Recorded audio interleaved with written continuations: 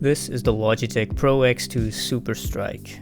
It's the new mouse from Logitech where they're essentially trying to change the way that mouse clicks work. I've been playing with this for a couple of weeks now. I got it pretty much right as soon as I could buy it here in the Netherlands for an eye-watering price of 180 bucks for yet another Superlight. It definitely took me a little bit to get used to, and it's not what you think, so let's get into that. So, for the Superstrike, they decided to reuse the old Superlight shape. That's already going to be a negative for a lot of people. If you don't like the Superlight, you're not going to like the Superstrike, and you're not going to benefit from the technological advancements made with this mouse, which is a shame. I want to see this in more mice, and 100% they need to put this into a compact model, or a 2C model, or X2C model, whatever they're going to call it. If you're somehow unfamiliar with the Logitech G Pro X shape, it's a very safe shape they designed in collaboration with professionals, which a lot of their top mice are based off of. With shape out of the way, let's go to the bottom of this mouse where we'll find the skates. They decided to ditch PTFE, which you classically find under mice for UHMWPE. Yeah, I had to read that one off there. As a result of this decision, you're going to get a skate which should be a lot more resistant to wear, but it's also going to be a lot slower than a traditional PTFE skate. Now I've currently got artisan dots on the bottom of this PMM Pulse here, and I would say that, well, of course the speed difference between these is immense. The skates that Logitech went for at least feel like they have a nice transition from dynamic friction into static friction. The dynamic is very slow, but at least the static, it's not sticky or anything like that. I would say that it makes a 0 on PTFE skates feel like a Raiden with these skates that Logitech went for. So that gives you an idea of how fast or slow these are if you've ever used these pads. Now, as I was alluding to earlier, it took me quite some time to get used to this mouse. And that has to do with the weight, but it's not necessarily the weight itself. Because I can get used to something like a Superlight 2 pretty quickly, even coming off of something like a 35-gram modded OP1 like the PMM Pulse. But it's mainly where the weight is centered that was bothering me on this mouse at first. This took me a long time to get used to. I'd say a solid 2 weeks before it started feeling truly natural to me to hold the mouse more forward, because I've already used this shape, and so the way that I used the shape in the past didn't actually translate to the way that I use this version of the Superlight. I have to hold it differently, slightly more forward. The reason for this weight balancing issue is actually the clicks, which brings me nicely into some of the click testing that I've done. So I'm recording the slow motion footage right now for the testing, and this is what I've cooked up. I've cooked up something with a click mechanism that is pretty reliable, right?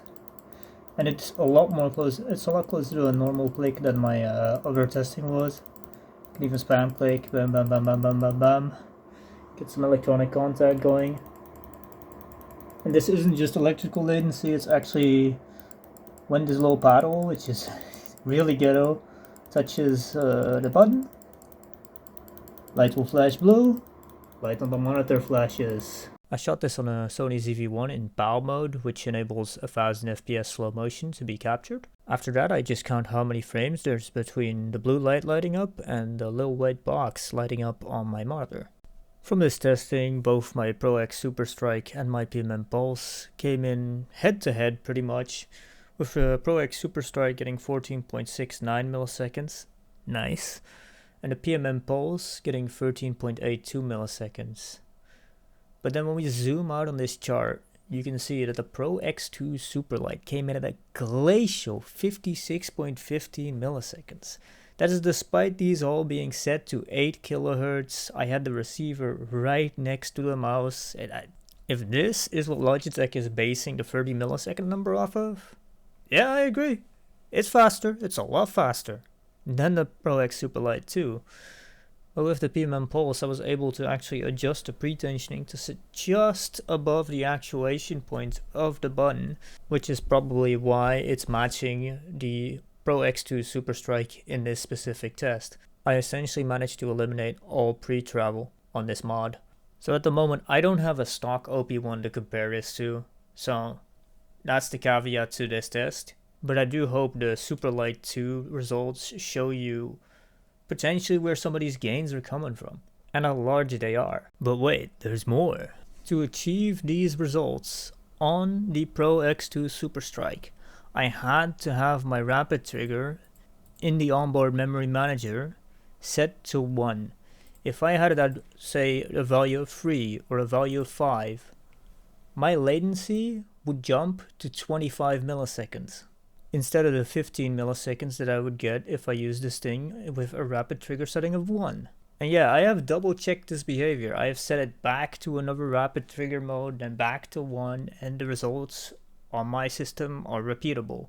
I don't know if G-Hub would have the same issue, but right now, I think there's possibly a bug in the Onboard Memory Manager. I'm just not quite confident. It's so weird, you know?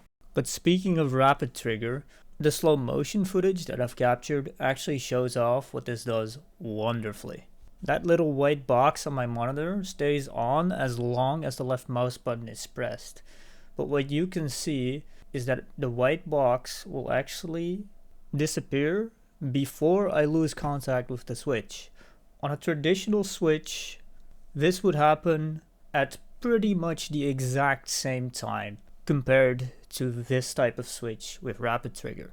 This results in very spammable clicks with zero fatigue in your fingers.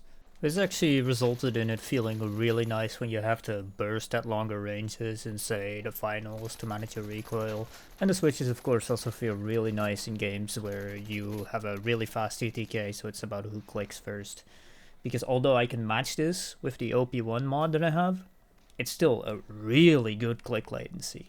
Make no mistake about that. So in conclusion, we're dealing with a Superlight with a way better click mechanism. The weight balancing is a bit off, but it will definitely give you an advantage over many other mice in situations where click latency is crucial. The rapid trigger also results in a really comfortable click. It's just very spammable, and you won't get any fatigue from spamming this button where I will with a traditional switch.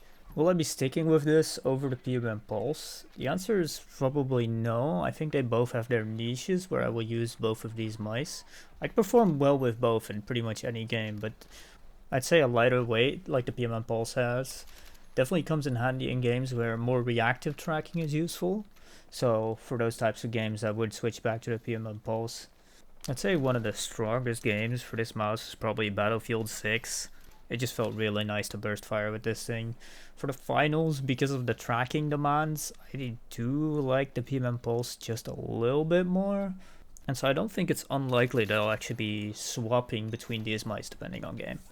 Thank you guys so much for watching. If you're new here and this helps you out, a like and subscribe would be greatly appreciated. It would actually help me out a lot right now. See you around. Oh yeah, one final thing. I may end up including affiliate links in my video descriptions in the future.